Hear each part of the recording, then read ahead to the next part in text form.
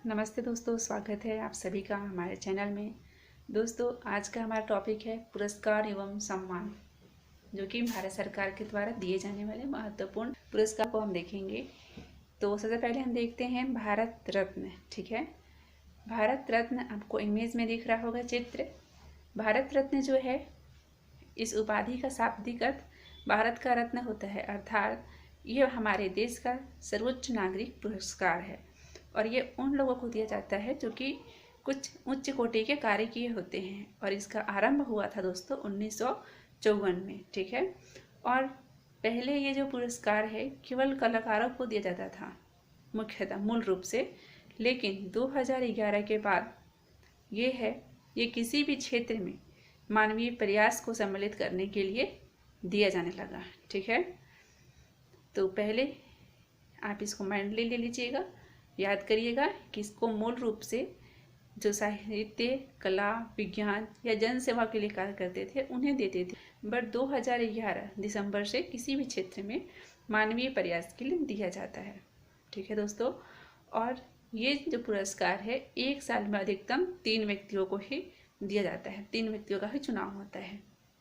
और इसमें किसी प्रकार की राशि नहीं दी जाती है, मतलब नगद कैश या चेक भी नहीं दिया जाता है, मतलब पैसा नहीं दिया जाता है इसमें। सिर्फ इसमें जो है आपका जो पदक है वही दिया जाता है। इस पदक में पीपल के पत्ते की आकृति का एक पदक और एक प्रमाण पत्र होता है। ठीक है, तो आपको चित्र में दिख रहा होगा ये पदक कैसा बना है, पीपल के पत्ते समान। चलिए, तो ये रहा भारत रत्न। इनके विजेताओं के नाम भी कुछ हैं, इसे आप देखिएगा, सर्च मार कर लिख लीजिएगा। 1954 में जो प्रथम विजेता थे वो थे श्री राजगोपालचारी। ये स्वतंत्रता सेनानी थे और साथ ही भारत के अंतिम गवर्नर जनरल थे। और 1954 में ही 3 लोगों को दिया गया है, श्री राजगोपालचारी, डॉक्टर सीवी रमन भौतिक विज्ञान में, और डॉक्टर एस राधाकृष्णन ये दार्शनिक और भारत के प्रथम उपराष्ट्रपति, साथ ही द्वितीय राष्ट्रपति भी बने थे। ठीक है, अब हम देखेंगे पद्म पुरस्कार। पद्म पुरस्कार का आरंभ भी 1954 में ही हुआ था और ये जो पुरस्कार है वो खेल कूद, कला, समाज, नागरिक सेवा, साहित्य और शिक्षा, जन सम्मान कार्य, विज्ञान, प्रौद्योगिकी, व्यापार, उद्योग आदि जैसे क्षेत्रों में प्रदान किया जाता है। और इसकी घोषणा प्रतिवर्ष गणतंत्र दिवस में की जाती है, उसी अवसर पर दिया जाता है ये पुरस्कार। जो पद्म पुरस्कार है उसके अंतर्गत 3 पुरस्कार आते हैं। पहला है पद्म विभूषण, दूसरा है पद्म भूषण और तीसरा है पद्म श्री। तो हम डिटेल देखते हैं। पद्म विभूषण, जो पद्म विभूषण है वो विशिष्ट और विलक्षण सेवा के लिए दिया जाने वाला द्वितीय श्रेणी का सम्मान है। ठीक है, आपको इमेज में दिख रहा है पद्म विभूषण, ध्यानपूर्वक आप देख लीजिए इन्हें। इसमें एक कमल के फूल के मध्य में ऊपरी हिस्से पर आप देखेंगे उस नक्काशी में देश सेवा लिखा होता है। तो इस लाइन को भी आप याद रखिएगा कि जो पद्म विभूषण है उसमें फूल के मध्य के ऊपरी जो भाग है, हिस्सा है, उस पर देश सेवा लिखा जाता है। और इसमें भी कोई नगद जो कैश है वो नहीं दिया जाता है, नगद पुरस्कार नहीं होता है, आपको सिर्फ प्रमाण पत्र दिया जाएगा और साथ में ये पदक। अगला है हमारा पद्म भूषण। पद्म भूषण का इमेज भी आप देख लीजिए चित्र में, ताकि आपके दिमाग में बैठ जाए। पद्म भूषण ये जो है भारत सरकार द्वारा दिए जाने वाला सर्वश्रेष्ठ नागरिक पुरस्कारों में तीसरा स्थान रखता है और ये उन व्यक्तियों को दिया जाता है जो उच्च कोटि की विलक्षण सेवा के लिए दिया जाता है, जो कार्य किए हों। और मेन चीज़ ये है कि ये जो पुरस्कार है मार्च या अप्रैल के महीने में राष्ट्रपति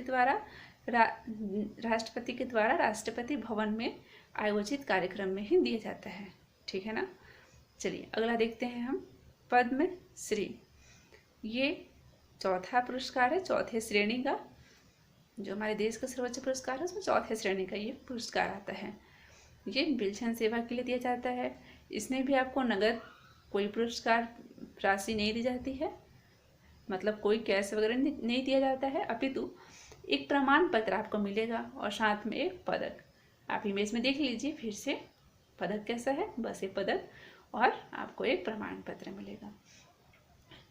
और इस पदक पर एक और 3 पंखुड़ियों वाला आपको दिख रहा है इमेज में फूल, और अभिमुख में केंद्र में एक पदक कमल, और देवनागरी भाषा में श्री लिखा होता है, और यदि आप इसको फीमेल को दिया जा रहा है तो श्रीमती लिखा रहता है। चलिए, ये हो गए हमारे देश के सर्वोच्च जो पुरस्कार हैं वो हो गए। अब हम देखेंगे राष्ट्रीय फिल्म पुरस्कार। राष्ट्रीय फिल्म पुरस्कार का आरंभ भी 1954 में ही हुआ था। ये भी वार्षिक दिया जाने वाला पुरस्कार है, और ये जो पुरस्कार है राष्ट्रपति के द्वारा ही प्रदान किया जाता है। जो जन सामान्य के लिए कार्य किए हों, अच्छा प्रदर्शन किए हों, उन्हें दिया जाता है। ये जो पुरस्कार है न केवल बॉलीवुड सिनेमा में, अपितु क्षेत्रीय जो श्रेणी की सर्वश्रेष्ठ फिल्में हैं उनके लिए भी प्रदान किया जाता है, ठीक है ना। और जो हमारा पुरस्कार एक फेमस पुरस्कार है दादा साहब फाल्के, ये पुरस्कार भी राष्ट्रीय फिल्म पुरस्कारों में ही शामिल है, इसके अंतर्गत ही है, ठीक है दोस्तों। तो अब हम देखते हैं अगला पुरस्कार, साहित्य अकादमी पुरस्कार। साहित्य अकादमी जो पुरस्कार है उसका आरंभ भी 1954 में ही हुआ था। साहित्य में जो अच्छा कार्य करेंगे, उत्कृष्ट कार्य करेंगे, उन्हें ये पुरस्कार दिया जाता है, प्रदान किया जाता है। और जिन्होंने 24 भाषाओं में कार्य किया हो, ठीक है, उसमें रचनाएं की हो, साथ ही राजस्थानी और अंग्रेजी भाषा को भी इसमें शामिल किया गया है। और दोस्तों, ये जो पुरस्कार है इसमें 1 लाख रुपए नगद दिए जाते हैं, और साथ ही आपको एक फलक भी दिया जाता है जो विजेता हैं उन्हें। और देवनागरी भाषा में उस फलक पे साहित्य लिखा होता है, जैसे कि पद्मश्री में लिखा रहता है देवनागरी भाषा में, उसी प्रकार इसमें भी साहित्य लिखा रहता है देवनागरी भाषा में। और मेन चीज़ आप याद करिएगा कि सत्यजीत रे ने इस फलक का प्रारूप बनाया था। सत्यजीत रे भारतीय फिल्म निर्माता हैं, इन्होंने इस फलक को बनाया था। इस फलक को सर्वप्रथम 1959 में रामधारी से दिनकर को दिया गया था हिंदी क्षेत्र में कार्य करने के लिए। तो दोस्तों, आज के लिए इतना ही। आगे का जो टॉपिक्स है और जो पुरस्कार हैं वो हम अपने नेक्स्ट वीडियो में देखेंगे। बट आपके लिए कुछ होमवर्क है, यदि आप करना चाहें तो बिल्कुल करिए। आप सर्च करिएगा या कॉपी में नोट कर रहे होंगे तो नोट कीजिएगा। साहित्य अकादमी फेलोशिप क्या होता है, भाषा सम्मान क्यों दिया जाता है, अनुवाद पुरस्कार क्यों होता है, इसका डिटेल देखिएगा।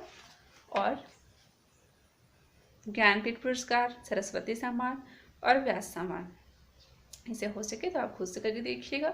और यदि आपसे ना हो तो आप हमको कमेंट्स में लिख के बता सकते हैं, हम इनका भी डिटेल आपको पढ़ा देंगे।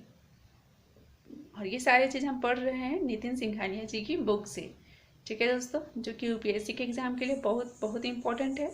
आप अन्य बुक पे चूज़ कर सकते हैं, बट ये बेस्ट है। तो इसके कंटेंट्स आप तैयार करते जाइए, आपके पास नोटबुक है तो लिखते जाइए।